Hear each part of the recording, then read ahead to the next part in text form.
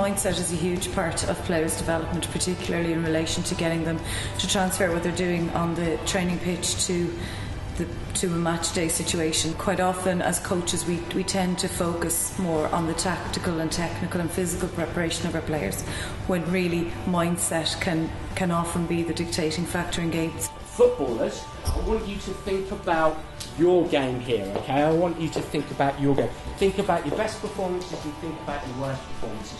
Footballers, whenever they play in one of two mindsets. One of two mindsets, okay? They play in a challenge state or they play in a threat state. I suppose sports psychology is something that I never really gave much thought to, but it really opened my eyes to the importance of sports psychology and the effect it can have on games and individuals in general. Getting some advice and tips on how to prepare your players mentally was massively important today. I learned that overall, that negatively, it can affect the player more than his ability. It can make him a worse player. But positively can make them much better, especially confidence.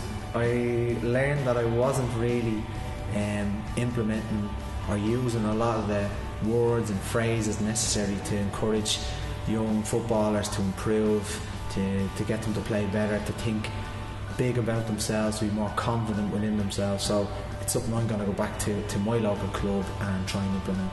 Today it was very useful to be able to learn how to identify in certain players that they might need particular work on their own mindset, and that if you can fix one or two players, that can have a really big impact on the overall team performance as a group.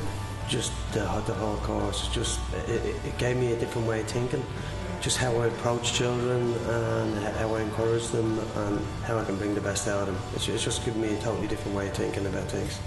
I think there's an awful lot of things about this workshop today that I'm going to bring that I know are going to be very, very practical and definitely make an impact on how players perform going forward. Give kids a little bit more ownership and maybe not be a dictating coach, and try and get more kids to get involved in the training sessions, and just try and be more confident, try and encourage confidence within the training sessions and encourage kids to be as good as they can be. Establish a pre-match routine. 2 hours before you kick off, bang in front of you, your match script. So that might be great body language, keywords. Picture it, picture yourself play like that. You just get an impression on your mind of what the challenge state might look like for you. When I was playing, I left football recently due to a lack of confidence, so I hope that I can use this to stop other players doing what I did and leaving football because of this.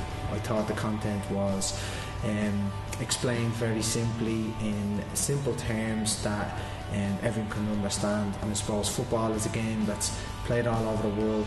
It's a simple game, and Dan made his information very simple and easy to understand. It was absolutely fantastic, yeah, really fantastic, and there's lots of scenarios I can employ what I've learned here today. Are we focusing on the outcome or the performance or mastery? Players tend to play in a negative state if they're focused on the outcome. Winning.